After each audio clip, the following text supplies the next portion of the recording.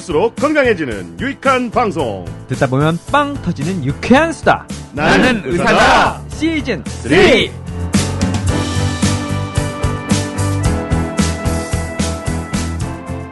안녕하세요. 명예하수다 김철중입니다. JYP 박재영입니다. 써니 이혜선입니다. 다들 별명이 있는데 하나 만드세요. 시인 김철중. 술중으로 만들래니까. 술중. 시인 김철중. 원시인 김철중. 자, 오늘 명수는 AS 방송입니다. 나이사 181회 부상을 달고 사는 스포츠 스타들의 주치의는 누굴까 편에서 건국대병원 스포츠의학센터 김진구 교수님과 함께 스포츠 스타들의 잦은 부상과 치료법에 대해서 방송한 적이 있었죠? 네, 김 교수님이 그때 안정환 선수, 설기현 선수, 이상하 선수 등 유명한 스포츠 스타들의 주치의로서 뒷이야기를 좀 많이 들려주셨었죠. 그때 못다한 얘기가 많아서 저희가 다시 한번 초대하겠다고 했었는데요. 오늘 드디어 모셨습니다. 건국대병원 스포츠의학센터 김진구 센터장님 어서 오십시오. 어서 오세요. 네, 안녕하세요. 김진구입니다. 다시 만나 뵙게 돼서 반갑습니다. 아, 그래요. 예. 그동안에 계속 수술도 많이 하시고, 스포츠 네. 부상 부상 환자들도 많이 보시고 그러셨겠네요? 네, 별반 다르지 않은 생활하고 있었습니다. 근데 건국대 그러니까 메르스가 생각나네. 네, 그때 많이 쉬셨죠? 예, 저도 좀 메르스 휴가를 2주 동안 아주 밀폐된 공간에서 잘 치렀습니다. 그래서 메르스로 살만했더니 또 갑자기 고요폐에서 무슨 폐렴 같은 게 나와가지고 사람들이 그냥 저희 건국대 입장으로는 건국이래 건국대가 제일 고생했다니까? 예, 건대 폐렴이라는 말에 아주 알러지적으로 굉장히 과민 반응을 보입니다. 그냥 폐렴이지 왜 건대가 붙느냐. 오죽했으면 건대 병원장께서 그냥 기자회견 열어서 이번 네. 폐렴은 건대 병원하고 전혀 상관없다.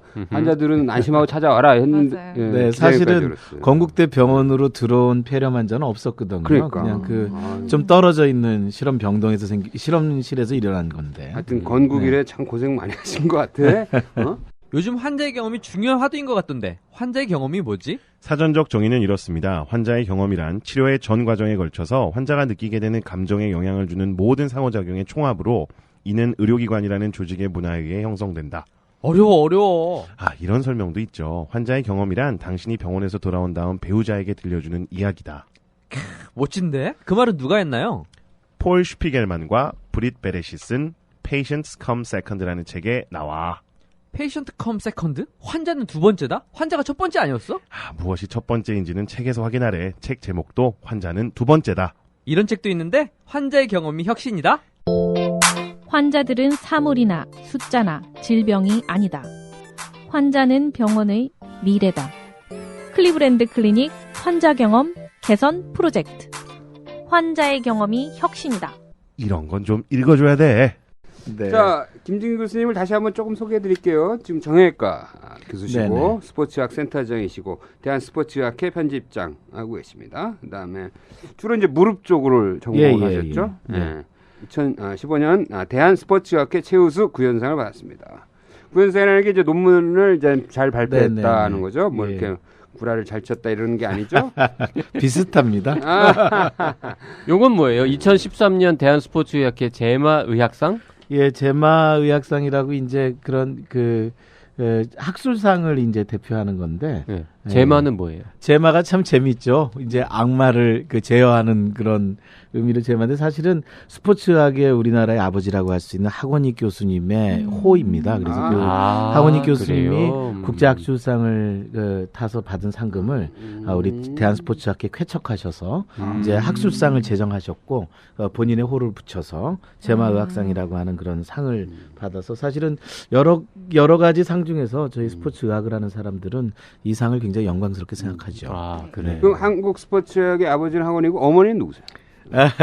예, 여기 이렇게 여성분들이 또 나왔어, 많잖아요. 아저씨 유머. 삼촌 누가? 한국 스포츠학의 삼촌.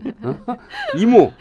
줄줄이 나와야 될 거 아니야. 이거 뭐 어떻게 뚝 떨어졌어. 아버지만 나와. 그때 저희가 지난번 방송할 때 안현수 선수 한번 좀 초청하는 거 좀 도와주십사. 어떻게 됐어요? 네, 지금 열심히 러시아에서 훈련하고 있을 것 같아서. 빅토르와는 바빠. 지난번 방송에서는 이제 마무리해 주실 때 운동선수뿐만 아니라 이제 일상적으로도 운동을 즐기는 분들이 늘어났으니까 그분들을 위해서 그분들이 스포츠를 즐길 때 좀 주의해야 되는 점을 알려주시겠다 하고 떠나셨다가 오늘 다시 돌아오셨잖아요. 네. 오늘 지금 며칠 전에 굉장히 한파도 왔다 갔고 네. 그래서 겨울철 운동 시 좀 주의해야 할 점을 말씀해 주시면 어떨까 싶은데 괜찮으신가요? 뭐 그 천천히 하고 네. 지금 그 써니가 얘기할 때 보니까 그 헤드셋을 쓰고 있는 게 훨씬 낫다.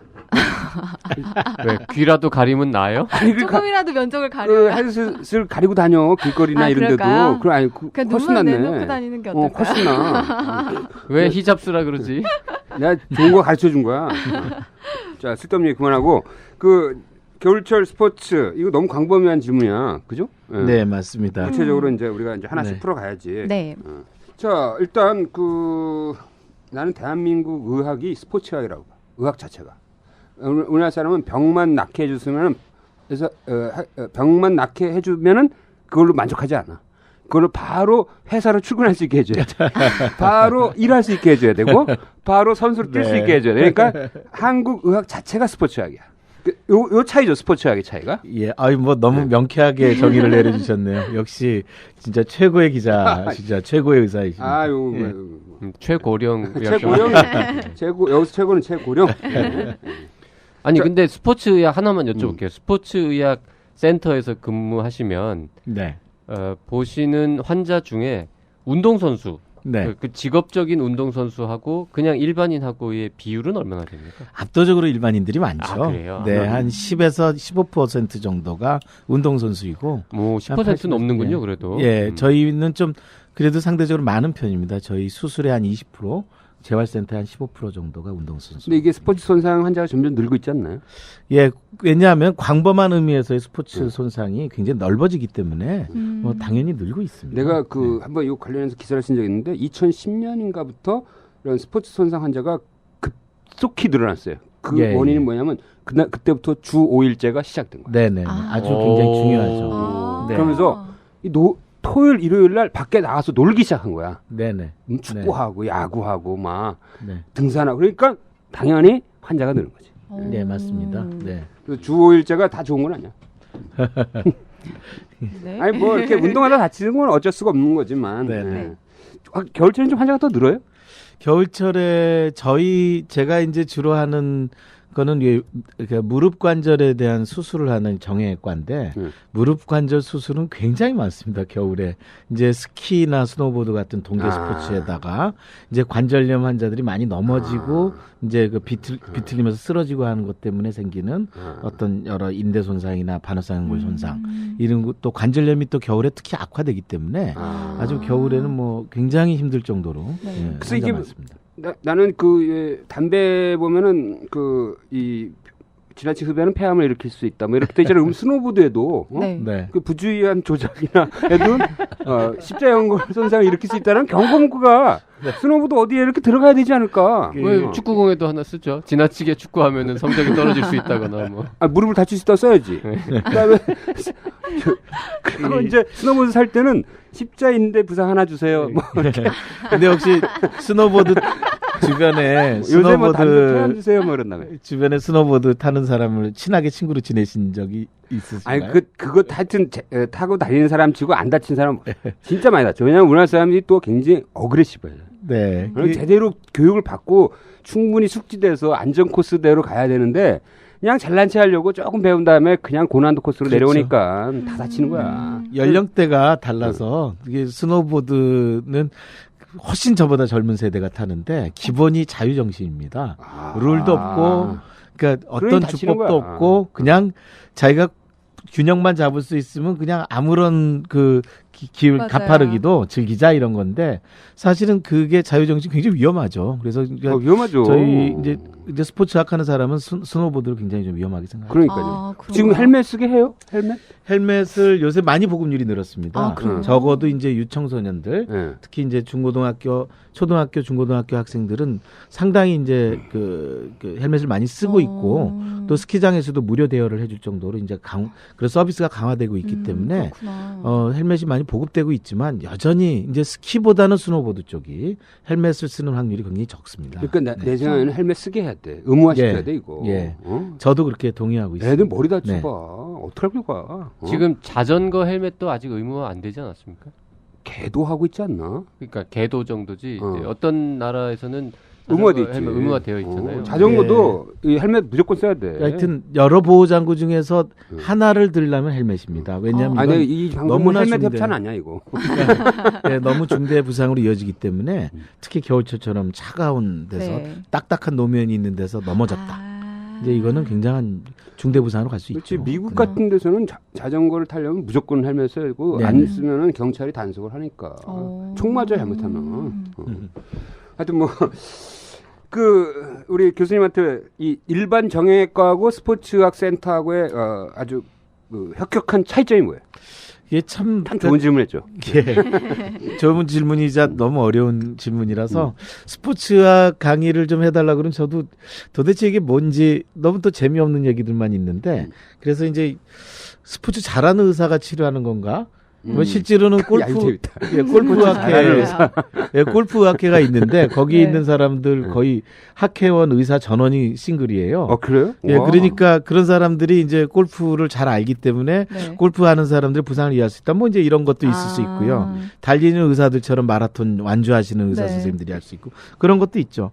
또 반대로 또 운동선수들을 치료하는 거냐? 뭐 일부는 맞지만 사실은 뭐 요새처럼 동호회라든지 네. 뭐 선수나 일반인의 구분이 점점 갈수록 없어지는 경우에는 그것만으로 얘기할 수 없고요. 네. 그렇다고 관절경 수술하는 관절 정형외과냐? 그렇게 얘기하기에는 스포츠학은 훨씬 더 크죠. 그래서 저희는 보통 그렇게 생각하는데 관절을 치료하는 정형외과나 재활의학과를 게 이제 진료에 다치기 전에 왜 이런 운동이 생겼고 어떻게 다치고 어떤 기전이 문제가 되는지 이런 것들을 연구하고 그 치료가 끝난 이후에 이 사람들이 운동에 복귀할 수 있게끔 도와주는 어떤 여러 운동 요소들을 가르치고 재활을 하게 하고 이제 이게 복귀가 된 이후에 다시 병원에 오지 않게끔 하는 어떤 것들이 무엇인지를 이제 보는 그런 것들을 포함한 굉장히 광범한 개념입니다. 그래서 의사, 물리치료사, 운동치료사, 간호사뿐만 아니라 현장에 뭐 그 코치라든지 감독, 심리치료사, 뭐 스포츠 영양사 이제 이런 여러 다학제 간의 연구가 좀 포함되어 있는. 그래서 사실은 굉장히 전망도 좋고요. 네. 선진국으로 갈수록 스포츠학이 다양해지죠. 아직 우리나라는 좀 정형외과 수술 중심으로 이제 돼 있는 걸 스포츠학이라고 하지 않나 생각하고 조금 안타깝게 생각하고 있습니다. 아무래도 이 부상이 발생하는 그 과정과 그러니까 역학적 네네. 행태를 좀 더 일반 정형외과 의사보다는 훨씬 더 많이 알고 네네. 있죠. 사실 그게 또 굉장히 중요하죠. 질병 네네. 치료의 굉장히 핵심 포인트라고 될 수 있으니까. 토탈 케어네요. 그러니까 이제 어떤 기전으로 다쳤는지 알아야 그거를 치료한 이후에 다시 재발되지 그러니까. 않게 막을 수 있거든요. 그러니까 네. 그게 아마 스포츠의 네. 제일 큰 차이고 네. 또 이제 다시 이제 재발을 방지할 수 있는 어떻게 해야 재발을 방지할 수 있다는 것을 알 수 있으니까 네. 거기에 준해서 재활 치료도 하고 네. 뭐 이런 게 아닐까. 하여튼 뭐 일반적으로 건강보험에 해당되는 진료비는 똑같은 거죠. 예, 진료비는 똑같고요. 고생은 2배로 하고 있습니다. 비디오 분석하고 비디오 분석. 다친 사람들 왜 다쳤는지 다시 우리는 뭐 그런 게 저희한테 굉장히 중요한 연구 과제이기 때문에. 네. 근데 스포츠학 하시는 분들은 이렇게 축구 경기 볼 때도 공은 안 보고 어떻게 넘어질 때 어떻게 넘어지는지만 본데 예. 관심 있게 본다는 거지. 네, 그것만 눈에 들어와요. 그게 눈에 들어온다는 거야. 직업병이라요. 직업병. 자, 그런데 겨울철에 부상이 좀 많다고 그랬는데 이게 좀 약간 워밍업이 덜 된 상태에서 운동을 시작해서 그런 거 아닐까요? 겨울철에 부상을 적게 하는 방법. 예, 사실은 굉장히 강조하고 싶은 한 가지가 있다면 충분한 준비 운동이겠죠. 사실은 뭐 봄, 여름, 가을, 겨울. 그러니까 뭐 4계절 중에 하나니까 겨울철이 뭐 특별하다면 온도가 낮은 건데 그때 운동을 즐기기 위해서는 충분한 자기 몸에 이제 준비 운동이 돼 있는 게 굉장히 중요하고요. 그래서 저희가 좀 여러 가지 것 중에서 운동 전에 준비 운동으로 이제 스트레칭을 주로 이제 많이 강조하잖아요. 네. 근데 네, 그 네. 스트레칭이 두 가지가 있는데 네. 동적인 스트레칭이 있고 정적인 스트레칭이 있습니다. 정적인 스트레칭은 흔히 뭐 요가나 네. 우리 국민 체조 하듯이 이렇게 쭉 관절을 잡아당기는 우리에게 굉장히 익숙한 네. 펴주는 거. 예, 네. 스트레칭인데 동적인 스트레칭은 그보다 조금 자유롭게 네. 예를 들어서 이제 축구 선수들 축구 경기 하기 전에 막 서서 이제 다리 번쩍번쩍 들고 네네. 뛰면서 팔을 흔들고 이런 거 네. 있지 않습니까?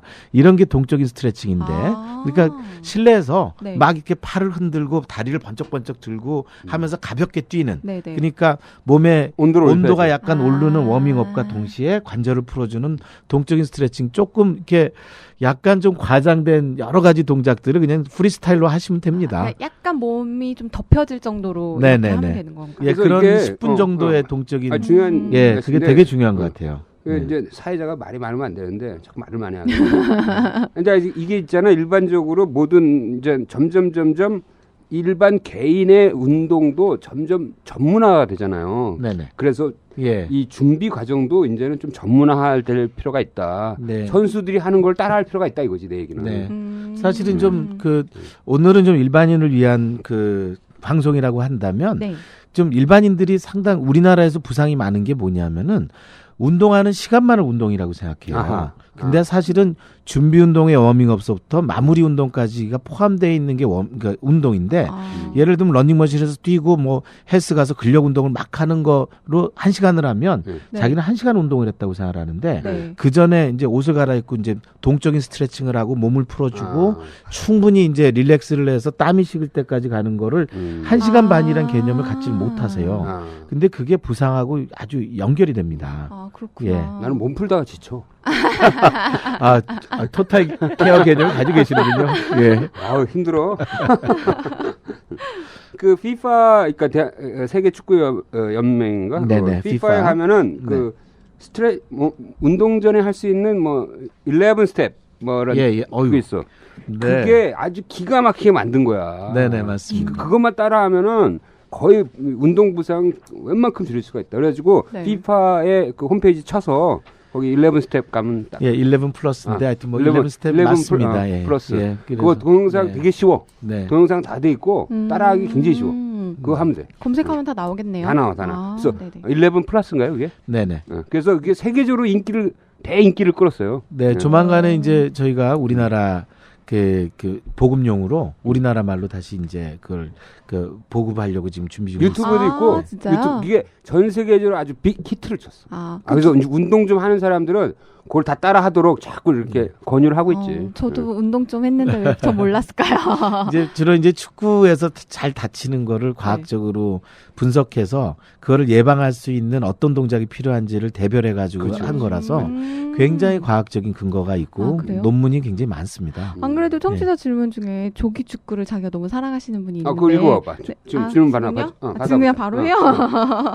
네. 그 카카오톡으로 헛들님이 보내주신 건데요. 네. 아이디가 뭐라고? 헛들이 뭐지? 하나, 둘. 하나 둘을 좀 재치 있게 하려고 하는 거야. 좀 약간 밑에 있게 하려고. 네네. 조기 축구를 즐겨하는 36살 남자입니다. 요새는 너무 추워 쉬고 있습니다. 웬만큼 추워야 축구를 할 텐데 너무 추우니 다칠까봐 겁이 나서 쉬고 있네요.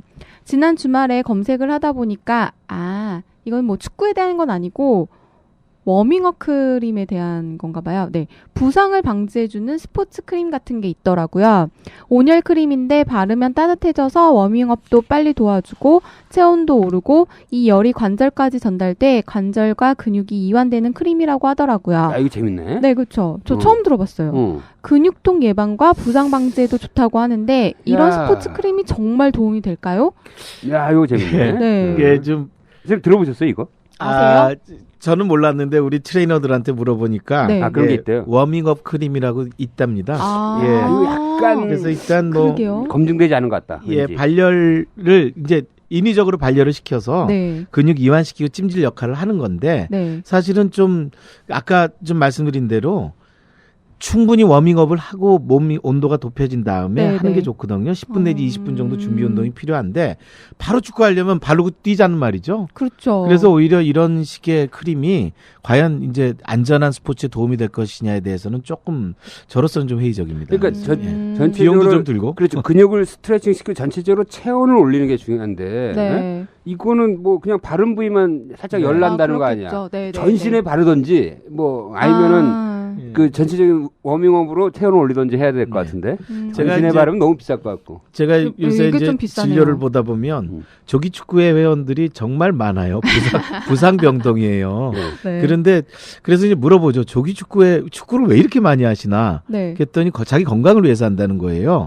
건강을 위해서 살도 좀 빼고 네. 좀 이렇게 활력을 느끼면서 스포츠를 즐기기 위해서 한다 그러는데 아니 근데 이렇게까지 망가지면서 하는 게 무슨 건강하고 그러니까요. 상관이 있느냐? 네. 혹시 프로축구 선수보다 지금 게임을 더 뛰고 있는 거 알고 계시냐?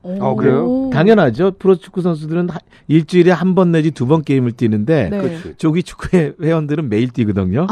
그리고 추운 겨울에는 축구 선수들은 축구 안 해요. 근데 딱딱한 노면에서 네. 그냥 이렇게 정말 위험하고 미끄러운 데서도 축구를 하거든요. 그래서 조기 축구를 부르는 네. 무슨 리그가 있던데 왜 군대에서 하면은 왜 군대스 리가처럼 뭐 그런 부르는 말이 있던데. 아 진짜요? 예, 그래서 그러니까 원래의 목적, 네. 자기 건강을 건강을 지키고 네. 그냥 활력을 느끼게 하는 스포츠의 본연의 순기능을 잘 기억하셔서 조기 축구회를 즐기시려면은 그 게임 이상의 어떤 기초 체력 훈련이나 헬스나 웨이트 트레이닝을 더 많이 하셔야 됩니다. 그래야 아. 안전하게 하는데 그렇지 않고 이렇게 워밍업 크림을 바르고 바로 뛴단 말이죠. 그러니까 오직 축구하는 시간밖에 없어. 운동이. 아. 그거는 부상으로 이제 이끌어지는 아주 이어질- 굉장히 좀 나쁜 운동 습관이라고 볼 수 있습니다. 그렇지. 네. 그렇게 하면은 우리 다치죠. 예. 헛돌님 허튼 짓 하게 되는 거야. 큰일 나네. 큰일 나겠네요. 이 정도면은 거의 그러니까 이분은 아니고 보통 매일 축구하는 거는 약간 운동 중독 아니에요? 생각보다 많으세요. 운동 그래서 중독 이제 많을 것 예, 같아요. 혼자는 중독이 안 되니까 네. 집단을 만들어가지고 팀의 명예를 위해서 네. 중독이 되는 거죠. 그래서 뭐 한 반월상 연골 정도 찢어지는 거로는 병원에 오면 부끄럽다. 한 어머. 십자인대가 끊어져 봐야 끊어지면서 연골이 좀 깨져야 좀 이렇게 명함을 내미는. 네가 운동 네. 좀 했구나. 이렇게. 그건 좀 위험하네. 근데 이제 최근에 좀 급속도로 이제 안전이 좀 강조되면서 그럼요. 환자들이 주는 것만은 분명합니다. 그래서 근데 그 여전히 그렇죠. 예. 그 조기 축구의 그 감독이나 코치가 잘 충분히 15분 정도 네. 같이 스트레칭하고 일단 러닝해서 체온 올리고 뭐 이런 것들을 네. 같이 하도록 유도를 네. 해줘야 될 것 같아. 네, 그 최근에 좀 부상이 주는 걸 보면은 전문 선수들 출신들 있지 않습니까? 그런 네. 분들이 사회체육으로 들어오면서 그래야죠. 지도자 역할을 네. 해주니까 그럼요. 이제 네. 부상 관리가 조금씩 이제 개념이 잡히는 것 같아요. 아. 그래서 이제 아마추어 동호회를 하더라도 네. 그런 이제 좀 체육인 출신의 분들과 같이 이렇게 결합을 해서 좀 건강을 위해서 운동할 수 있게끔 관리를 잘 해주시는 게 좋을 것 같습니다. 그리고 그 네. 헛두님 꼭 그 피파 그 홈페이지 11 가서, 플러스 네. 11 플러스를 유튜브에서 네. 꼭 보고 그걸 먼저 다 하고 축구를 하면 네네. 그 다칠 일이 강추, 없어요. 강추. 응. 준이, 의사가 환자에게 자세히 설명하는 게 가장 중요한 질병은 뭐라고 생각해? 당뇨병 되겠습니다. 에이, 누가 내분비내과 의사 아니랄까봐. 당뇨병도 물론 중요하지만 더 중요한 병은 고혈압 아닐까? 듣고 보니 그렇습니다. 환자들이 잘못 알고 있는 내용이 많아서 고혈압이 더 중요하겠습니다. 모든 고혈압 환자에게 한 30분씩 설명해줄 수만 있다면 정말 좋을 텐데, 안 그래? 워낙 시간이 없어서 불가능합니다. 그래서 이분이 이런 책을 썼다는 말씀. 도대체 무슨 책을 썼나요? 대한민국 의사 중에서 가장 글을 잘 쓰는 사람 중에 하나인 성지동 교수님이 라이브 진료실 고혈압 편을 썼다는 말씀이지. 당신이 그토록 녹음하고 싶었던 진료실 대화. 소설처럼 잘 읽히는 꽁트로 이루어진 재밌는 건강서. 라이브 진료실 고혈압 편. 서점에 있습니다. 나의 주치의도 이런 사람이었으면 좋겠다.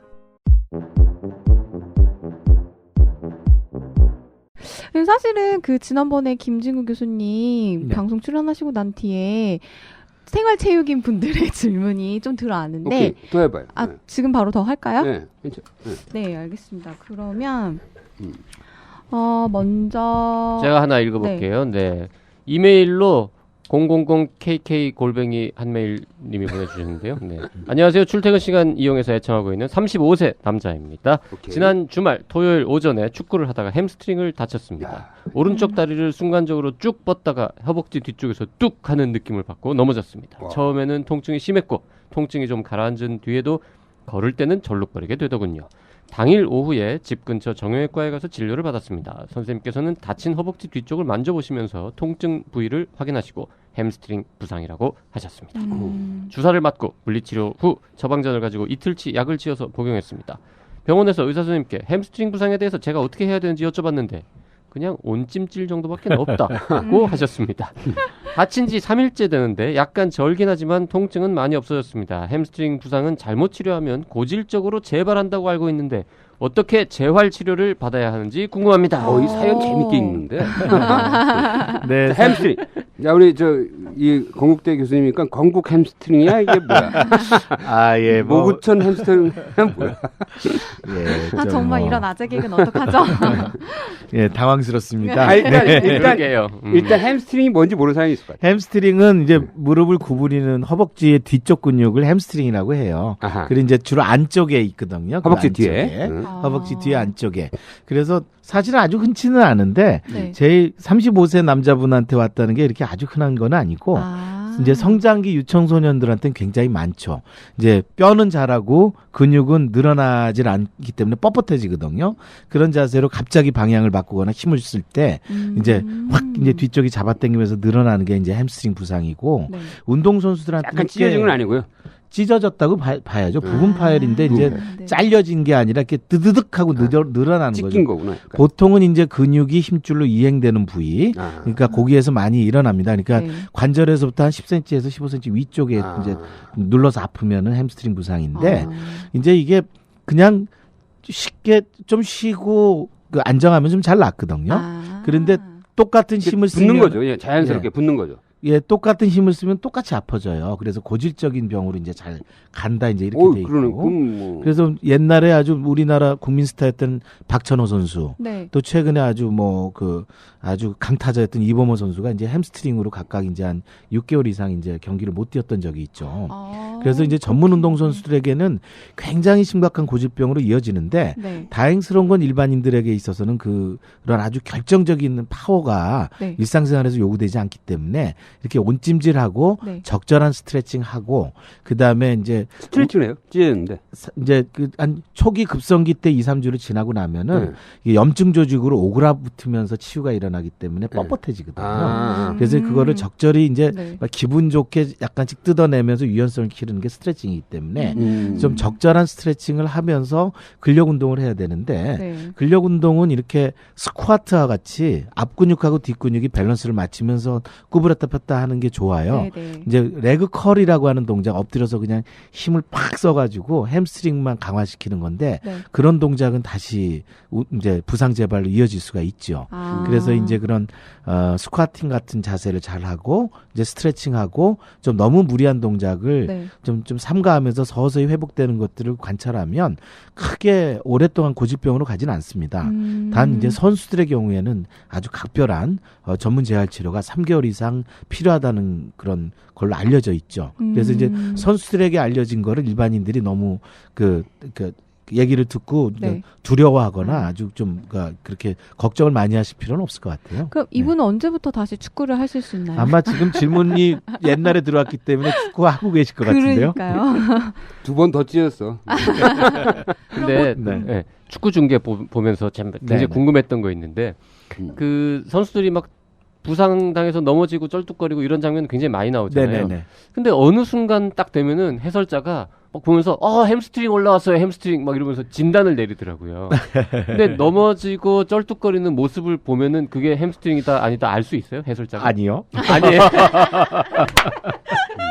가끔 이제 경험 선수들 중에 이제 그 해설자 중에 선수 출신들은 자기가 워낙 부상을 많이 당했기 때문에 아주 네. 쪽집게처럼 마치시는 분들이 있어요.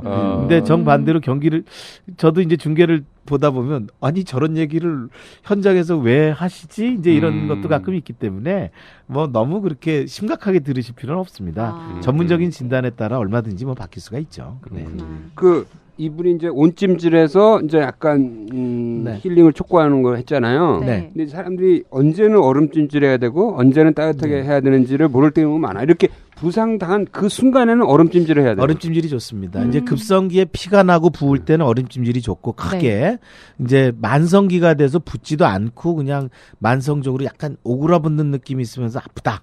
그럴 경우는 혈액순환을 좀 좋게 하는 온찜질이 좋은데 그러면 이 온찜질, 그러니까 얼음찜질을 할 수 있는, 그러니까 부상 후 몇 시간 이내는 얼음찜질. 보통은 이틀 정도까지는 얼음찜질이 얼음찜질이 더 해야 좋다고 돼요? 하는데 사실은 사람이 제가 생각하고 조금 웃긴 게요. 사람은 항온 동물이거든요.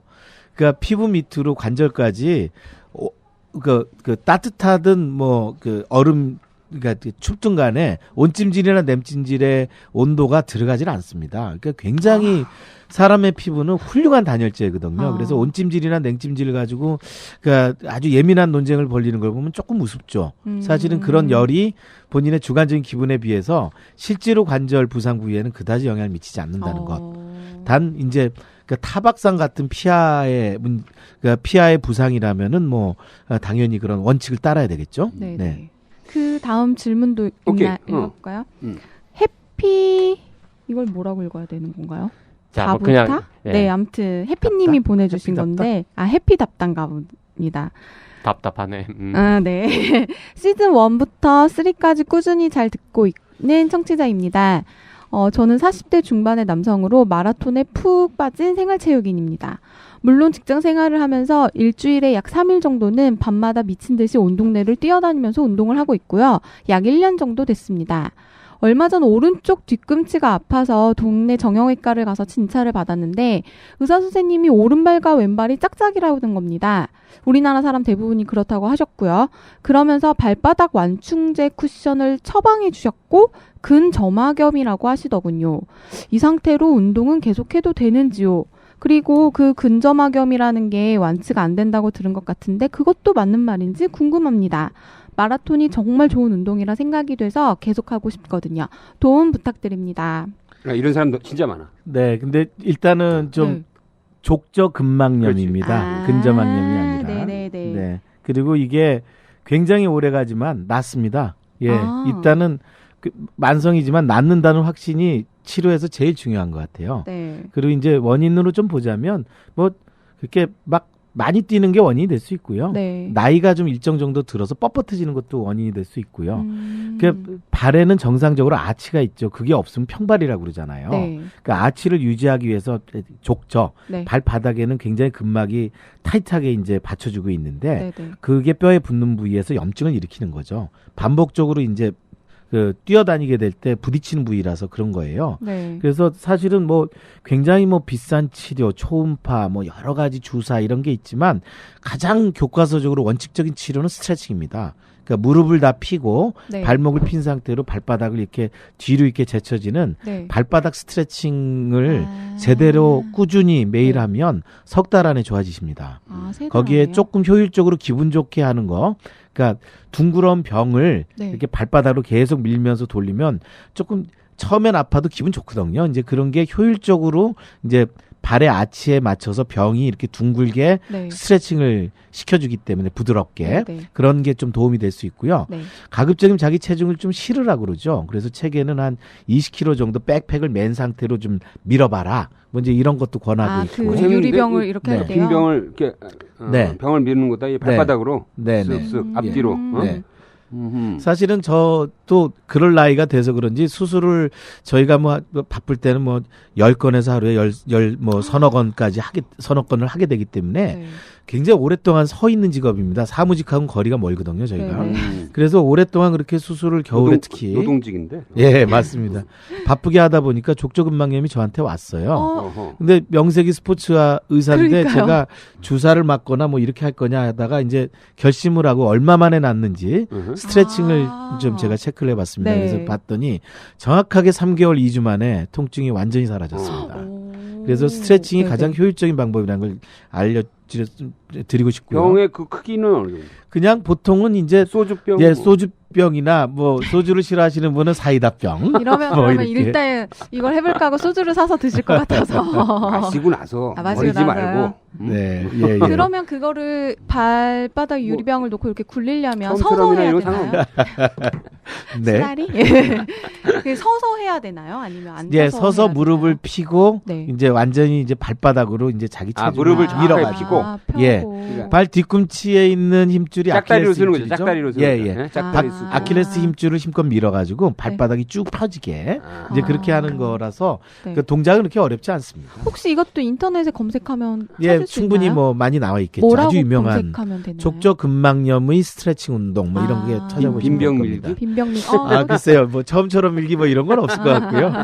그런데 이제 좀 한 가지 좀 말씀드리고 싶은 건 저도 이제 뭐 제 체형이 뭐 마라톤을 할 수는 없는데 하도 이제 달리기 동호회들이 많아서 네. 이제 한 10km 정도 뜁니다. 같이 분위기도 좀 보고 어떻게 하는지 보려고 마라톤 대회를 이제 가서 뛰면은 제가 굉장히 놀란 게 있어요. 왜냐하면은 분명히 아마추어신데 네. 그 아마추어신데 신발을 이렇게 유심히 보면 아, 이거 신발 중요해. 예 황영조 신발을 신고 계시거든요. 이봉조 신발. 그럼 안 돼. 네.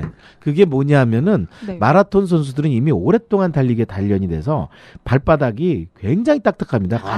칼이 들어가지 않을 정도로 뭐 아베베 같은 선수는 맨발로 뛰어서 우승을 하지 않았습니까? 네, 네. 이제 그런 식으로 완전히 이제 몸이 단련된 상태에서는 지면의 저항을 최소한으로 줄이기 위해서 아주 딱딱한 압축 이제 그 압축 폴리우레탄 같은 걸 써서 신발의 무게가 느끼지 않을 정도로 얇은 걸 신게 됩니다. 아. 근데 그게 단련되지 않은 일반인들이 선수형이 좋은 줄 알고 신게 되면 모든 충격을 발바닥에서부터 무릎으로 받게 되는 거죠. 엄청난 착각이구나. 예. 아. 그래서 왜 좀 즐겁게 즐기면서 자기 건강을 위해서 하는 운동에 저렇게 자학행위를 하는가? 그러니까. 저거는 잘못됐다. 이제 그리고 이제 몰라서 그런 거죠. 또 하나는 그렇죠. 서브3 동호회가 그렇게 많은지 몰랐습니다. 그러니까 3시간 이내에 들어오는 예, 거예요? 3시간 이내에 들어오나 이건 상식적이지 않은데 아. 이게 마라톤이라는 운동은 네. 처음 뛴 사람이 뛰고 나서 죽은 걸 기리기 위해서 만든 운동인 거 아시죠? 아, 네, 그렇죠. 아, 그러네요. 아하, 예. 맞네요. 처음 뛴 분은 죽었어요. 아, 맞아. 예. 까맣게 입고 있었어요. 그거.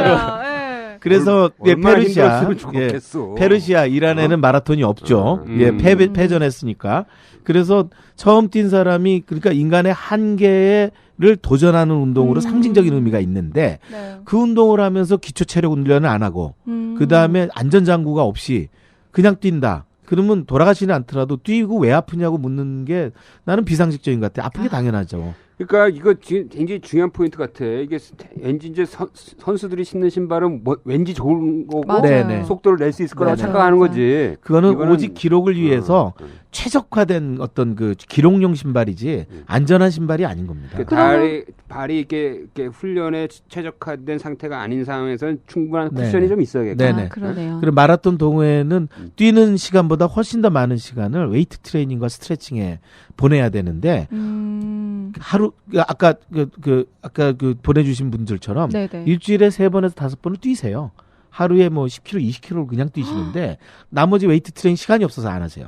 그런데 충격을 흡수하고 자기가 이제 그런 극한 상황이 됐을 때 자기 몸을 보호해 주는 거는 유연성과 근력인데 네. 유연성과 근력이 없이 계속 유산소 운동만 하면은 네.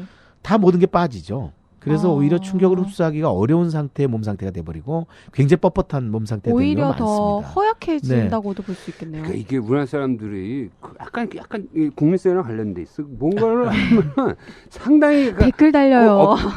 업데이트된 거를 굉장히 추구해. 집단적으로. 예, 예, 예. 그래서 막 북한산 가봐 전부 다 영하 40도에 뭐 보호되는 방한복 입고 다닌다니까. 영하 40도 에베레스트 등산복 입고 다니고 막 이래. 네, 맞습니다. 예. 이것도 마라톤 좀 뛰는 사람들은 막 네. 얇은 거 신고 다니는구나.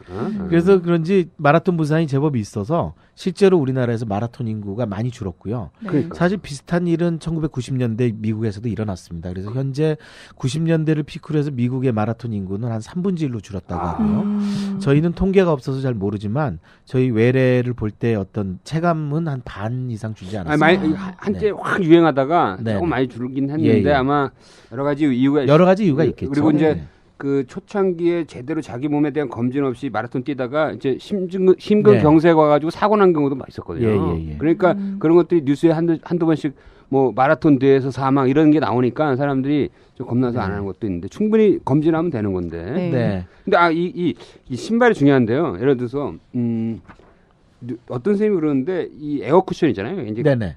그거 나오고 나서 발목 네. 부상이 오히려 늘었다는 거예요. 아, 뭐 그럴 수 있을 것 같습니다. 네네. 왜요? 이게 이제 너무 이제 뭐랄까 이 받는 땅의 지면에 닿을 때 너무 퉁퉁 튄다는 거지. 아.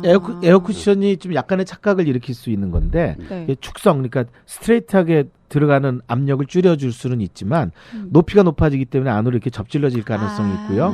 정확하게 그러니까 그 발이 지면에 정확하게 정가운데로 받지 않았을 때는 그러니까 중심이 훨씬 더 그러니까 무너지기 쉽거든요. 발목이 예. 쉽게 말 발목이 돌아가거나 뭐 그리고 이럴 이제 수 또 있는 하나는 거겠네요. 신발 전문가들이 얘기하는 게 네. 에어셀의 기능은 1년 이상 가지 않는다고 돼 있어요. 그런데 아. 우리나라 사람들이 신발을 달쿤할 때 교체를 하죠. 그래서 그렇죠. 그러니까 에어셀에 대한 그 과신들이 좀 있고요. 이제 그런 것들은 조금 안전하게 할 때 그런 정해진 지침을 잘 숙지하셔서. 네. 그래서 이게 그 하시는 각 게 좋습니다. 종목의 특성에 맞는 적합한 신발을 좀 신는 게 중요하죠. 부상을 예, 뭐 막으려면. 신발뿐만 아니라 신발도 하나의 보호장구로 생각하시면 그런 그러니까 목표 자체를 건강하고 즐겁게 건강을 위해서 즐기는 운동으로 잡아주시면 됩니다. 오케이. 어떤 기록을 위한 경기보단. 네.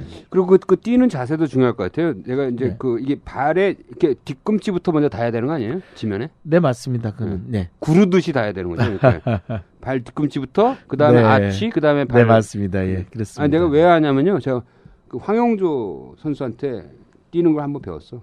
아, 네. 진짜요? 왜냐면 이 사람들은 그렇게 안 뛰면 네. 40km 뛸 수가 없어요. 네, 예, 아. 맞습니다. 발이 다 망가진다는 거야. 왜냐면 거의 이게- 전문가적인 식견을 가지고 계셔서. 아니 그래서 그거를 자꾸 훈련시키는데 보면 헬스클럽 같은 데 보면은 특히 이제 나이 드신 분들이 이게 굴르질 못하는 거야. 그리고 오히려 다칠 것 같더라고. 네, 맞습니다. 예, 유연성이 굉장히 부족하기 때문에 보통 40대 중반 정도를 기준으로 해서 그러니까 힘줄의 염증이 굉장히 많이 오는 걸로 돼 있어요. 그래서 그 운동 중에 상당한 시간을 스트레칭, 네. 유연성에 많이 할애를 해야 되는데 아. 우리나라 특히 여자분들은 요가나 뭐 스트레칭을 많이 하지만 남성분들은 스트레칭보다는 여전히 젊을 바로 때를 이렇게 생각해서 뛰고. 파워나 중요한 기량을 거야. 이제 아. 생각하기 때문에 그런 그 부상들이 많이 이어진 경우가 많습니다. 네. 그 이왕 질문한 김에 좀 더 하죠 뭐. 네, 네. 겨울철 또 네네. 자, About Moon 골뱅이 이메일 쓰시는 분이 보내주신 질문입니다. 41살 직장인입니다. 저는 2013년 8월부터 2014년 10월까지 14개월 동안 배드민턴 동호회 활동을 했습니다. 동호회 활동 하신 지 지금 1년 넘었네요. 네. 몇 살이요? 레슨 몇 살? 41살. 어.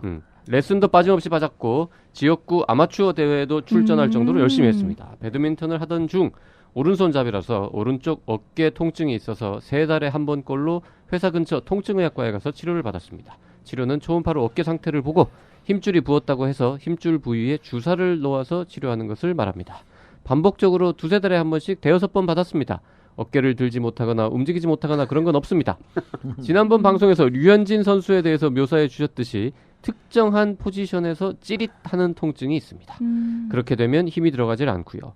정형외과도 가보고 신경외과도 가보고 다들 그냥 물리치료, 수술을 각오하면 MRI 찍자 이 정도만 말하고 끝이었습니다. 한국 의료의 그 현실에 배드민턴을 그만둔 지 1년이 넘었는데 아직도 통증은 동일합니다. 일상생활에 지장은 없지만 특정 포지션에서 아프고 힘이 빠지는 현상이 남아 있습니다. 저는 어떻게 해야 될까요? 배드민턴을 네. 다시 시작해야 되는 거 아니야?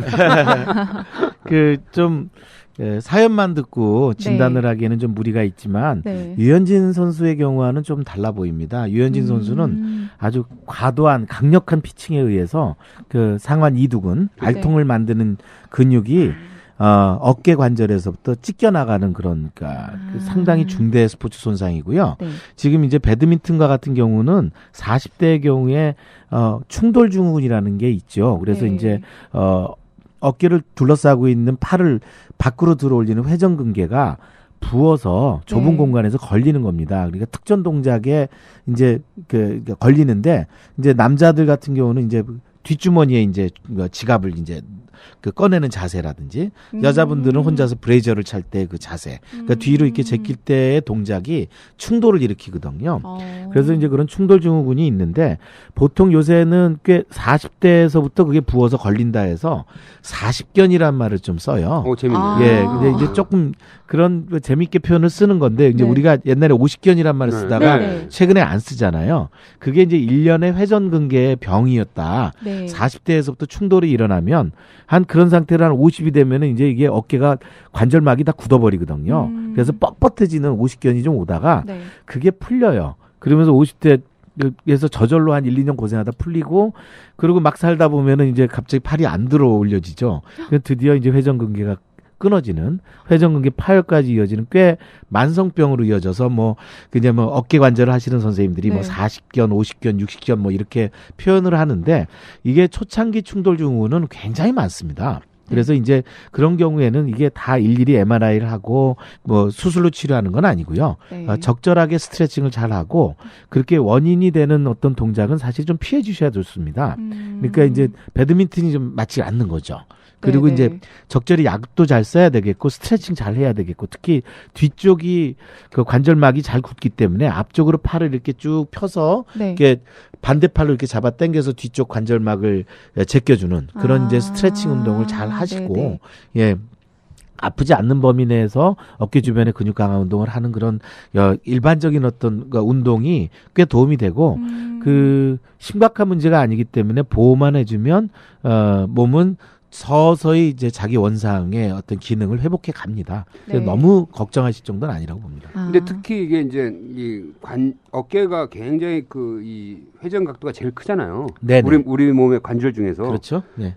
그러니까 더군다나 이제 배드민턴 같은 경우는 거의 서브 동작 이렇게 어깨가 휙 돌려가고 네네네. 치는 그게 굉장히 많대요. 스매싱이나 네, 이런 스매싱이 게. 가장 문제입니다. 그래서 예. 그런 운동을 할수록 충분히 스트레칭을 해야 될 것 같아. 네네. 응? 뭐 스매싱 같은 경우는 네. 순식간에 막 그렇죠. 네. 사실은 이제 운동 강도를 이렇게 평가하는 데 있어서 일반인들이 좀 가볍게 하는 운동이라고 하면 대표적인 게 배드민턴이에요. 네네. 그다음 탁구고 그런데 이게 등산을 이렇게 낮은 데 올라가서 배드민턴을 치고 산에서 내려오시는 게 이제 노인들의 굉장히 네네. 좋은데 이게 사실은 그러니까 의사들이 보기에 그런 노인들이 하기에 가장 위험한 운동이거든요. 아, 회전근개 아까 말한 충돌 증후군을 빈번하게 일으키는 운동 동작하고 아. 그다음에 계속 어디로 그 공이 이게 날아올지 모르기 때문에 계속 몸이 급격하게 이제 방향을 전환해야 되는 문제로 그러네요. 네. 무릎에 이제 인대나 반월상 연골이 찢어지는 자세가 계속 반복이 돼요.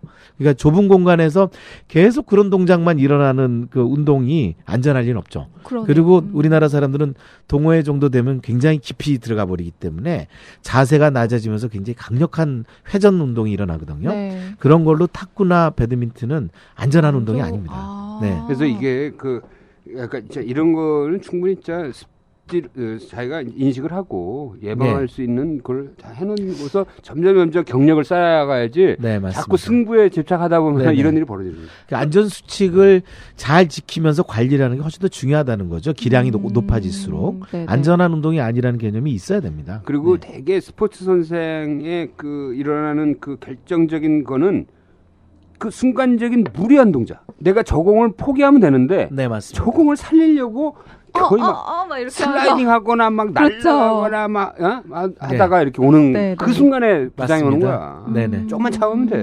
음. 여유롭게 승부에 집착하지 말고. 그러면 또 이제 재미가 없으니까 어쩔 수 없는 거지. 아까 그 신발 얘기가 굉장히 의미가 있었는데 네. 양말은 어떻어요? 중간에 내가 만약에 이제 여름철에 만약 네. 테니스를 친다든지 네. 할 때 중간에 이제 아니 양말이 다 땀에 젖잖아요. 그러면 예, 양말은 사실은 그 신발만큼 연구가 잘 돼 있지는 않았지만은 네. 양말이 이렇게 조이게 되면은 네. 혈액순환에 좀 방해가 되겠죠. 아하. 그래서 이제 땀을 잘 흡수하고 그 양말은 조금 여유 있는 게 좋습니다. 그래서 이렇게 이제 이게 꽉 조이지 않고 그 아. 꽉 조이는 양말에 이제 아까 땀이 흡수가 땀이 이제 배기 시작하면은 네. 굉장히 이제 발을 조이면서 혈액순환에 방해를 주기 때문에 좀 약간은 좀 여유 있는 느슨한 양말을 신어라. 사실은 뭐 더 이상 연구가 뭐 자세하지는 않고 운동력에도 영향을 줄 것 같아요. 요새 그 US 오픈 테니스 대회 하는데 보니까 선수들은 중간중간에 양말을 갈아 신더라고. 네네 맞습니다. 그리고 윗옷도 갈아 입어. 예, 땀이 막 젖으니까. 마찰 저항 강도가 워낙 예민하고 중요하기 때문에 예, 지면에서의 마찰이 선수들에게는 굉장히 예민하거든요. 그렇죠. 그래서 예, 그렇게 해야 됩니다. 예. 그래서 우리나라 사람들이 항상 이제 선수처럼 생활하기 때문에 양말을 몇 개씩 준비해야지. 네, 이분도 이메일 질문 주셨는데 이분이 남편에 대해서 질문을 주셨어요. 꼬꼬백님인데 남편이 현재 만 37세, 키는 183cm에 65kg. 되게 마르신 거 아닌가요? 마른 거죠. 그죠? 굉장히 많으세요. 체형이 나랑 비슷하네. 어디 가요? 네. 우선 7년 전쯤에 신부전 사구체염 진단을 받았고 중간에 몇 년 쉬었지만 1년 전쯤 다시 검사를 했더니 단백뇨는 없어서 꾸준히 고혈압약만 복용하고 있습니다. 오케이. 덕분에 지금은 혈압치도 정상을 유지하고 있습니다. 다만 남편이 말라서 살도 좀 찌우고 근육도 좀 키웠으면 하는데 단백질 섭취도 고민되고 또 몇 년 전에는 무릎이 아파서 병원에 갔더니 연골이 거의 다 없다는 진단을 받았습니다. 요즘은 부부가 같이 댄스 스포츠를 배우는데 같이 운동하는 건 좋지만 바운스가 많은 댄스일 때는 무릎이 걱정되고 그래서 수영이 제일 좋을 것 같아서 봄부터는 수영을 할 예정입니다. 질문은 무릎 연골은 재생도 안 된다고 하던데 나중엔 어쩔 수 없이 인공 연골 같은 걸 넣어야 하는 건가요? 그리고 그때 이후로는 무릎이 아프지 않은데 왜 안 아픈 건지도 궁금하네요. 나중에 갑자기 큰 고통이 오는 건 아닌가 걱정됩니다. 글쎄요, 뭐 너무 병원에서 네. 무서운 말을 들으셨어요. 아마 네. 사실이 아닐 겁니다. 연골이 아. 거의 닳아서 없어졌다는 말을 네, 한다는 거는 좀 아주 굉장히 심한 관절염인데 네, 네. 그 다음에 댄스 스포츠 하시거든요. 네. 그럴 리는 없겠죠. 그래서 아. 일단 안심하시고 이제 표현 중에서 조금 이렇게 약간 과도한 표현이 잘못 전달되지 않았나 싶고요. 연골이 그 재생되는 게 최근에 줄기세포 때문에 많이 알려져 있지만 네. 전반적으로 관절염이 온 거를 재생시킬 방법은 아직은 없습니다. 그러니까 국소적으로 깨져가지고 네. 아주 이제 다 정상인데 음. 한 군데 뭐 손톱만큼의 연골이 깨져 나갔다. 네. 예를 들어 박지성 선수가 그런 경우겠죠. 스포츠 손상이 있어서 네. 정상 연골이지만 한 군데가 깨졌고 네. 옛날에 반어상 연골을 조금 절제해서 후유증이 있다. 그럴 경우에는 국소적으로 줄기세포를 이용해서 재생시킬 수 있으나 전반적으로 오는 관절염을 그러니까 줄기세포 요법으로 바꿔줄 수는 없거든요. 그건 회춘이죠. 그래서 이제 그런 거고 현재 환자분 같은 경우는 트위스트 같은 동작이 반복되는 댄스는 맞지가 않아요. 그리고 이제 수영은 좋으나 근력 강화 효과는 없는 유산소 운동입니다. 네. 평형 발차기는 별로 좋지 않고요. 그래서 정상적인 근육을 강화시키면서 스트레칭하는 방법이 가장 권하고 싶고요. 네. 블루스만 쳐야겠는데. 예, 댄스 스포츠 중에서라면은 정상적인 어떤 진행과 맞아죠, 이게. 터닝이 그러니까 부드러운 터닝이 되는 동작은 좋지만 네. 트위스트처럼 좁은 공간에서 무릎을 비트는 게 계속 반복되는 네네네. 그런 거는 좋지 않고요. 점프 착지가 많은 그 동작은 아무래도 무릎에 부담이 될 것 같습니다. 그건 어떠세요? 근데 그 정형외과 하는 친구들 보면은 그 왜 좀 관절이 많이 다른 네. 경우에 요새 하이알린산인가? 네네. 그거 효과 좀 있다고 하던데. 네, 뭐 하이알유론산은 아주 정식 치료에 잘 연착륙되나 10년 역사를 가지고 있는 치료 방법이고 한 그 치료 효과는 사실은 뭐 미안한 얘기지만 마일드 정도에 해당됩니다. 그러니까 약간 호전될 수 있다. 무릎 관절내로 주사를 해주는 거죠, 그죠? 예, 하이알유론산이라고 영양제 하는, 비슷하게. 예, 끈적끈적한 연골 성분을 넣어주는 거고 한 3개월 정도까지는 뭐 이제 보호 효과가 있다는 게 어느 정도는 입증된 그런 치료라 볼 수 있습니다. 자, 만약에 저렇게 이제 뭐 약간 연골이 좀 상대적으로 조금 좀 부실해졌겠죠. 그러니까 뭐 병원에서 그런 얘기를 했겠지. 네네. 아예 없어진 정도는 아니고. 네네네. 저런 상황인 사람들이 계속 그 나이가 들면은 나중에 퇴행성 관절염이 올 확률이 높은 거죠.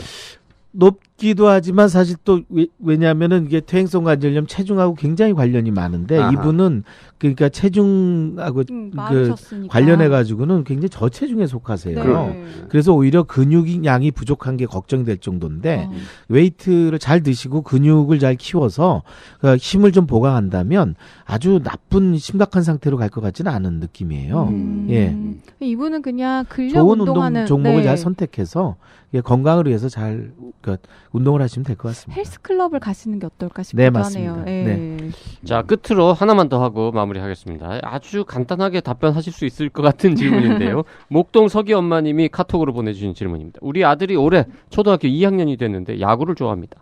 운동을 좋아하니 앞으로 키도 컸으면 좋겠는데 부상도 걱정되고 어쩐지 뼈가 튼튼하면 부상을 덜 입을 것 같은 생각이 듭니다. 나이사 크루님들 혹시 뼈를 튼튼하게 하는 방법이 있나요? 어쩐지 그럴 듯합니다.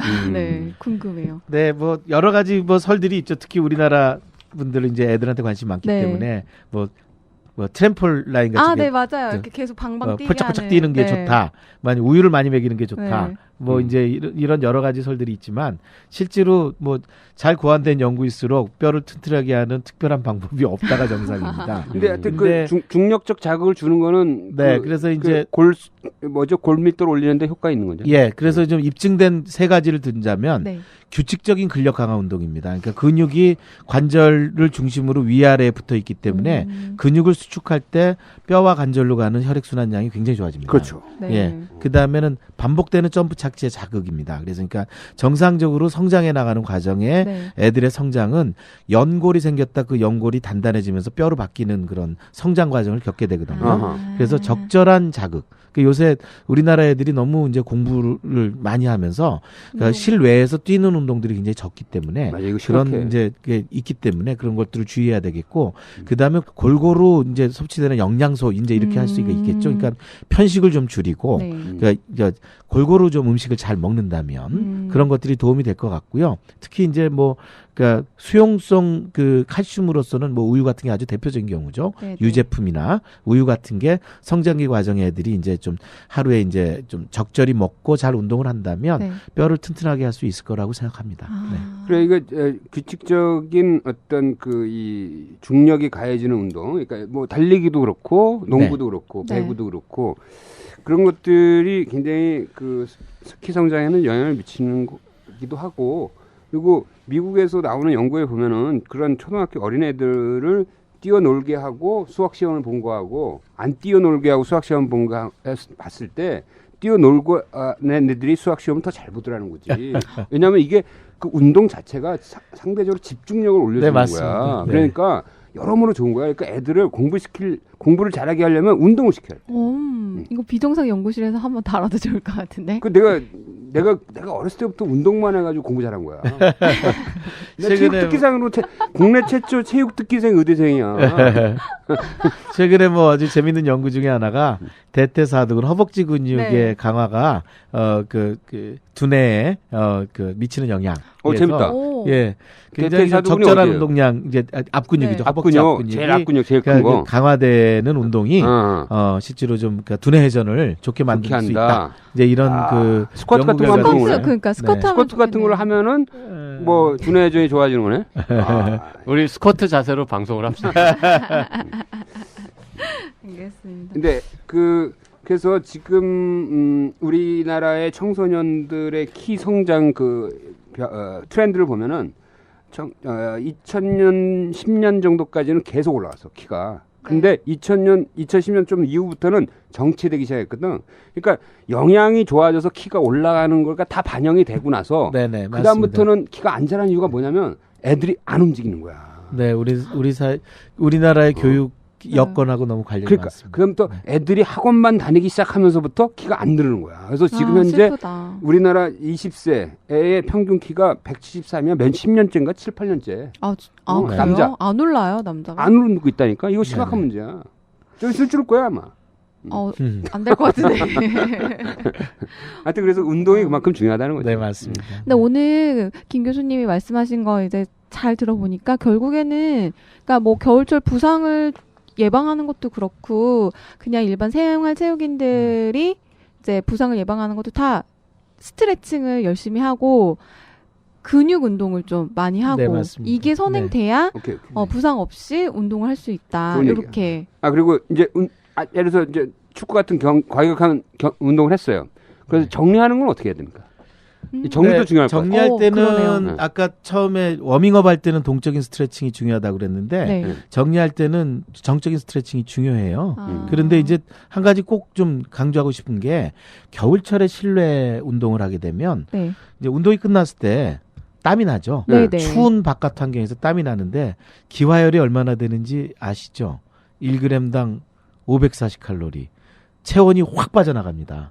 그러니까 그때 저체온증이 오거든요. 아. 그러니까 워밍업을 운동을 끝낸 다음에 네. 한 20분 정도를 그냥 아무 일 없이 그냥 그 밖에 있으면은 확 체온이 추워지는- 떨어져 버리거든요. 아. 그래서 특히 나이가 드신 분들은 위험하죠. 아하. 그래서 그러니까 운동을 정리할 때 네. 쿨다운이라고 그러죠. 네, 이렇게 네, 체온이 네. 떨어지는 거를 굉장히 주의하고 특히 겨울철엔 네. 그래서 가볍게 그러니까 러닝하고 조금 그러니까 그 장소를 옮겨서 따뜻한 실내에 와서 정적인 스트레칭으로 마무리하는 게 굉장히 중요합니다.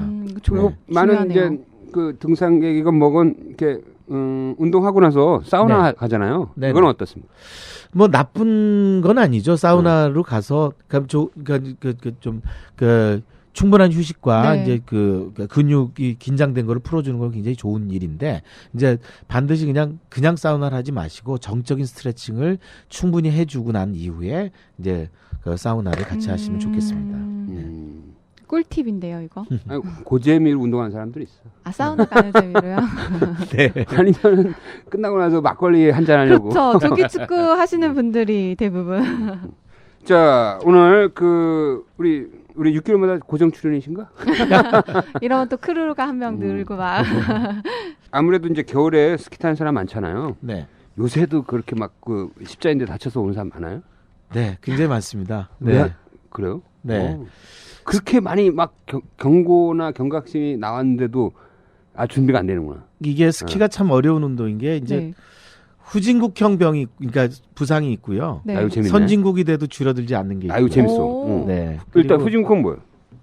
조금 더 말씀드리면 오케이. 초보자가 다치는 기전이 있고 네. 잘 타면 다치는 기전이 완전히 달라요. 그래서 일정하게 캠페인을 잡고 해서 경각심을 갖지 않으면 네. 굉장히 좀 어려운 경우가 많이 있습니다. 일단 후진국의 경우는 장비 부재가 대부분이겠죠. 안전장구 부족, 그다음에 부추가 좀 헐겁거나 제대로 준비가 안 돼서 펜스가 그럴 제대로 경우에서 설치가 안 돼 있거나 솔직히 말하면 뭐 머리에 뇌진탕을 입었다든지 네. 발목 스키를 탔는데 발목이 부러졌다든지 이런 거는 장비의 문제가 있는 아. 거죠. 예, 그래서 이제 왜냐면 부츠로 완전히 발목을 감쌌는데도 네. 안에서 움직이기 때문에 생긴 거고 네. 좋은 부츠를 잘 신을 때는 뭐 그런 손상은 없을 겁니다. 음. 그런데 선진국이 된다 하더라도 이 무릎 부상은 별로 줄질 않아요. 제대로 이제 움직일 때. 근데 문제가 뭐냐면은 이게 초보자 때 보통 이렇게 미끄러운 데를 내려올 때 사람들이 무서우니까 무게 중심이 뒤로 빠지거든요. 그러니까 하면서 뒤로 이제 그 엉덩이가 뒤로 빠지게 네. 되는데 어허. 그러면 속도가 더 붙죠. 속도는 훨씬 더 늘어납니다. 그래서 스키를 탈 때 가장 강조하는 거는 인스트럭터들은 정강이 앞쪽으로 체중을 완전히 앞으로 넘겨라. 그래야 그러니까 내려가는 지면에 일자가 되거든요. 앞으로 의도적으로 많이 숙여줘야 이게 기울어져 있잖아요. 네, 기울어져 네, 있는데 네, 네. 일자로 땅에 네. 일자로 서게 네. 되는 걸 일자로 서 있으려면 굉장히 앞으로 기울여야 되는데 네. 그래서 마찰이 이제 강해지면서 그렇죠. 그래야 속도가 주는 그냥 거예요. 서는 정도의 마찰인데 뒤로 넘어가면은 굉장히 빨라지면서 그러니까 초보자들이 다칠 때는 무게 중심이 뒤로 빠지면서 스키가 벌어지면 네. 아주 큰 힘으로 돌아가게 되죠. 아하. 그렇게 돼서 보통은 내측부인대 손상이 같이 있으면서 십자인대가 끊어지는 이제 굉장히 아프게 끊어집니다. 그래서 아주 아우야. 다시는 스키를 타고 싶지 않게. 야. 근데 상급자가 끊어지는 동작은 굉장히 빠른 주행을 할 때 특히 바깥쪽 스키가 이제 엣지를 걸고 네. 이렇게 안으로 들어올 때 에헤. 조금 무슨 뭐 이렇게 이상한 데 걸린다든지 아주 뭐 얼음에 걸린다든지 그래서 이렇게 탕 튀겨나갈 때 굉장히 큰 스키가 무릎을 확 돌리게 됩니다. 그렇게 되면은 아주 통증도 없이 얄밉게 십자인대만 딱 끊어지는 오호. 그런 부상을 입게 됩니다. 그래서 선진국형 이제 스키 손상은 남아 있는 거죠. 그래서 이제 그런 거를 이제 주의를 해야 되고 특히 이제 자기 중심이 무너졌을 때 그런 일이 생길 때는 아무리 상급자라 하더라도 넘어져야 됩니다. 어떻게 넘어지느냐? 네. 한쪽으로 넘어져야 됩니다. 산 쪽으로 일부러 자기 몸을 한쪽으로 기울여서 넘어져야지 다리가 벌어지면서 넘어진다거나 네. 계곡 쪽으로 넘어지게 되면 굉장히 중대 부상을 입을 수가 있기 때문에 아. 중심이 무너졌을 때는 반드시 안전하게 넘어지는 것도 잘 숙지를 해야 된다. 이제 이렇게 생각하시면 될 것 같습니다. 넘어지는 것부터 배워야 되는 거 아니에요? 산 쪽인지 계곡인지 순간적으로 이렇게 파악하기 쉽지 않을 것 같은데. 예, 근데 이제 그게 잘 훈련이 돼 있는 분들은 어디가 이렇게- 산이야 하면서 이렇게 높은 쪽으로 자기가 내려온 쪽으로 이렇게 기울이게 되는 게 뭐 인지상정이겠죠. 일단은 네. 하여튼 네. 다리를 모으고 한쪽으로 예. 넘어지는 다리를 게 그 모으고 한쪽으로 넘어져라. 이제 네. 이게 가장 그게 중요하고. 제일 중요한 팁이네. 그 조금 불안할 때는 앞으로 기울여라. 앞으로. 무게중심 엉덩이가 뒤로 빠지기 때문에 무게중심을 앞으로 가게끔 기울여라. 이제 음. 이게 굉장히 중요하고요. 네. 어떠한 경우에서도 헬멧을 써야 됩니다. 그렇지. 예. 머리를 보호하는 게 네네. 중요하니까. 네. 그러니까 헬멧이 없어서 다치는 부상은 후진국형 부상이라고 그러니까. 저는 강조하고 싶습니다. 네. 그래 네. 이게 진짜 이게 머리는 한번 다치면 진짜 큰일 나거든. 그렇죠. 이거 되게 중대 부상 아니야. 네, 맞습니다. 네, 네. 네. 이건 헬멧 꼭 써야 돼. 음. 아니, 지금 병원에 오는 사람 중에 뭐 초보자 부상이 더 많아요, 숙련자 부상이? 점점 숙련자 부상이 늘고 있네. 네, 지금 저희 건국대에서 제가 뭐 최근에 뭐 전문 운동 그러니까 스키 선수들만 한 네. 10명 정도를 벌써 이제 수술하게 됐는데 이제 시간이 갈수록 그 상급자 부상이 많습니다. 이제 아마 초급자들을 아마 우리나라의 스키를 즐긴 사람들이 많이 이제 그 마스터를 했는지 아니면 안전 혹시 수칙이 둘 좋아졌는지 혹시 다 그런 건 것 없어요? 이렇게 같아요. 왠지 느낌상 어느 스키장에서 많이 오더라. 그래서 그 스키장을 고발을 해야 돼. 그거는 뭐 굉장히 위험한 예, 말씀이시고. 위험한 아니, 발언이시. 아니 그 안전관리가 제대로 안 돼 있다든지 뭐 그 궤도가 뭐 있긴 있어요 느낌상 그런 당연히. 데가 얘기는 안 아이 하시더라도 뭐 제가 그거는 뭐 말씀드리기 어려운데 삐 이제 처리해드릴게요. 있긴 있나봐. 예. 사실은 이제 마철령 스키장 뭐 이런 거. 마식령 아니면 마식령. 마식령? 사실은 이제 북한에 스키장이 어떤 특정 스키장이 위험한 게 아니라 네. 이 상급자 코스가 내려오면서 속도가 줄어들 때 초급자랑 겹쳐지는 스키장은 굉장히 위험합니다. 그렇지. 네. 그렇지. 우리나라 스키장 중에 그런 경우가 제법 있거든요. 그렇죠. 초급자들이 밑에서 노는데 네. 상급자들이 위에서 빠른 속도로 내려오면서 겹쳐져요. 아. 이거는 이건 굉장히 상식 이하의 그것이 알고 스키장인데. 있어서 취재해야 돼. 치해야 돼요. 그런데 말입니다. 근데 뭐 우스갯소리로 초급자들이 대부분 중국 분들이 많기 때문에 대화가 잘 안 된다는 거 서로 그래요? 아, 니하오마. 비키세요 그러는데 못 알아듣고 아, 우리나라에 스키 타러 오는 중국 분들, 대만 굉장히 분들, 많습니다. 대만 분들이 많나? 중국 또 많아. 이제 현지 분들이 제일 중국. 많습니다. 야, 많습니다. 이거 얘기되네. 남쪽에서 오시는 분들은 다 스키장 가신다 그러죠. 아, 그 오. 얘기돼. 그러면 중국말을 좀 비켜 뭐 이런 거 있잖아. 뭐 이렇게- 우리 모두가요? 아니 그 스키 타러 갈 때 그렇게 중국 사람이 많으면 간단한 그 스키 중국어 뭐 이렇게 뭐 비켜 뭐 조심해 예. 뭐 이런 거. 아쉽게 이제 저도 아직 그걸 중국말로 모르고 그냥 있습니다. 그분들을 교육할 때 이 소리가 들리면 피하세요. 이런 거 하는 게 더 빠르지 않을까요? 근데 뭐 대부분의 최근에 그 스키장은 안전 수칙을 잘 지키는 것 같고요. 네. 헬멧도 잘 나눠주고 그다음에 동선도 안전 요원들이 좀 분리를 하기 때문에 좋은데 과거에 굉장히 그런 부상을 많이 겪으면서 우리가 알게 된 것 같아요. 네, 아. 그래서 이제 한국 스키장은 비교적 잘 국제 규격이나 안전 수칙을 잘 따르는 걸로 알려져 있습니다. 네. 혹시 그런 것이 넘어진 다음에 이렇게 자기가 어떤 그 부상을 표시할 수 있는 방법이 있어요? 이렇게 뭐 그런 뭐 그 안에 신호 같은 게 예, 사실은 계속 뒤에서 내려오잖아 사람들이. 예, 맞다. 사실은 그 우리나라 스키장이 그 좁은 대신에 네. 굉장히 그 해당 슬로프의 그 페트롤 인구가 높습니다. 아. 그러니까 안전 요원들이 꽤 있고요. 네. 굉장히 빨리 도착하고 그래서 다치고 난 다음에 한 명이 다치면은 주변에 있는 사람들이 빨리 도와주는 그런 그 시스템이 있는 거예요. 구급도 잘 돼 있는 편입니다. 그래서 우리나라가 이렇게 오히려 저는 이제 미국이나 유럽 같은 데 가보면 네. 너무 사람들이 없어서 이렇게 다치고 난 다음에 뭐 상당히 시간이 지난 다음에 발견되는 경우도 제법 있는데 우리나라는 아주 신속한 구조면에서는 굉장히 빠른 나라이다. 예, 다행이네요. 그렇게 그 스키를 다치는 그 시간 같은 게 있나요? 혹시 뭐 예, 야간 스키가 더 많이 다치더라. 압도적으로 오후 3시에서 4시 반 사이 많이 다칩니다. 네, 이럴 줄 알았다. 왜요? 네. 피곤할 때. 네. 그러니까 스키를 타는 사람이 아침도 막 피곤해지고 찰 거 아니야. 낮에 이제 그 4시 반이 이제 그 주간 스키 종료 시간이거든요. 네. 우리나라가 낮에는 조금 더워지기 때문에 네. 모글 같은 게 많이 생기죠. 뭐 게다가 스노보드랑 스키가 눈을 뭉치는 방식이 좀 다르기 때문에 네네. 울퉁불퉁해지는 데를 뭐 스노보드가 내려왔다 스키가 내려왔다 네. 하면은 이렇게 굉장히 많이 뭉치는 모글을 가게 되고 피로도가 높아져 있고 안전수칙은 자꾸 까먹게 되고 그래서 압도적으로 오후 4시 근처에서 많이 다치기 때문에 네. 주의를 그거는 좀 캠페인으로 오후 스키 때는 다치지 말게 그런 걸 잠깐 쉬는 타임을 두는 게 낫지 4시 반에 않을까요? 이제 쉬는 타임이 오죠. 와요? 근데 그 전에 안 이제 가봐가지고. 많이 다치기 때문에 네. 그런 거를 좀 하시고 네. 그 시간 주의하자 이렇게 알고 계셔야 됩니다. 아. 근데 그거 굉장히 중요한 팁 같아. 네. 써놔야지. 스키장에 크게 뭐 네. 오후 4시에 부상 절만 물론 이제 뭐 그런 것도 오후에 근데 이제 스키장 입장으로 볼 때는 그러면은 문 닫지 왜 자꾸 열어놓냐 이제 이런 또 그쵸. 논리적인 어떤 한철장사인데. 모순에 빠지기 때문에 네. 근데 그 수영장에서 보면 왜 10분 뭐 1시간 하고 10분 꼭 맞아요. 나오게 하잖아. 네네. 난 그것도 말이 안 되는 것 같아.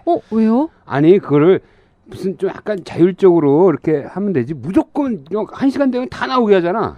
근데 저도 그게 되게 이해 안 됐었는데, 조카를 데리고 여름에 그런 이렇게 조그만 풀이 있는데 놀러 갔는데, 애기들이요, 한번 물에 들어가면 안 나오려고 그래요. 그러니까 강제로 엄마가 빼면 오는데, 얘네들도 참 웃긴 게, 다른 외부 사람이 나오라 그러면, 조그만한 아이여도 그냥 조금만 땡깡을 부리고 그렇지. 나오더라고요. 그런 애들은 통제가 안 되니까 그걸 네. 강제로 해주는 거 좋은데 어른들까지 봐.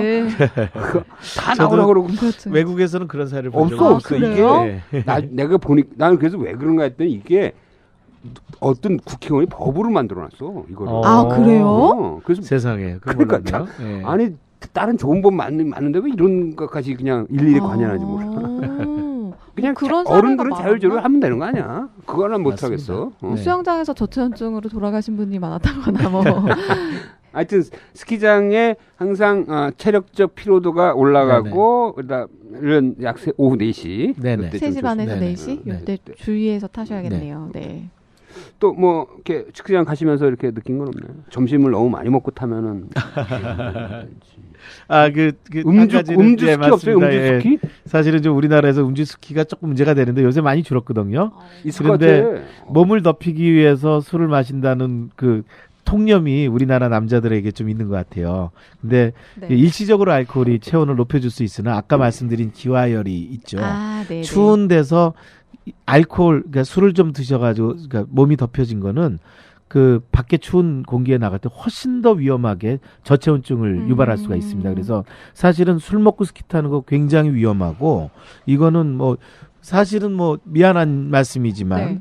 의사로서는 아주 강력하게 이건 경고를 드려야 되는. 그건 죄송할 일이 아니신 것 같아요. 당연히 음주 스키는 하지 말아야 되는 것 같고. 하여튼 즐기면서도 몸을 건강하게 하는 스포츠 뭐 열심히 네. 이제 하는데 말씀하신 것처럼 이렇게 약간 부상에 대한 어떤 경각심을 갖고 충분히 스트레칭하고 네. 안전수칙 지키고 네. 그다음에 그 운동 끝나면 또 다시 정리 운동하고 네. 뭐 이런 자세가 필요할 것 네. 같아요. 뭐 사실은 너무 재미없는 원칙 말씀드려서 죄송한데요. 사실 생각보다 그게 중요하고 네. 꼭 마지막 말씀드리고 싶은 거는 자기가 운동하는 시간을 준비 운동서부터 스트레칭까지를 아하. 포함한 걸로 운동 개념을 가지고 계셔야 됩니다. 음. 메인 알짜배기 하는 운동을 자기가 1시간 운동이라고 하면 20분을 내가 알짜배기 운동을 한다고 생각을 하셔야지. 알짜배기 운동을 1시간 하는 걸 나는 1시간 운동을 한다고 생각하면 바쁜 현대인들이 잘 못하거든요. 그래서 그렇죠. 안전하지도 않고 네. 결국 안전하고 즐겁게 즐기자고 하는 운동이 독이 될 수 있기 때문에 네. 반드시 그런 머릿속의 개념에서 준비 운동과 정리 운동이 포함된 개념의 만큼을 운동 시간으로 항상 계산하는 네. 그런 방법을 갖고 계시면 될 것 네. 같습니다. 자, 오케이. 자, 오늘 김진구 교수님과 겨울운동 시 주의할 점과 청취자 질문까지 해결해 봤습니다. 추운 겨울도 이제 한 달가량 남았는데요. 오늘 방송 들으시고 남은 기간 부상 없이 건강운동 했으면 합니다. 네. 네. 오늘 나와주신 김진구 교수님 감사합니다. 감사합니다. 네, 감사합니다. 네, 고맙습니다.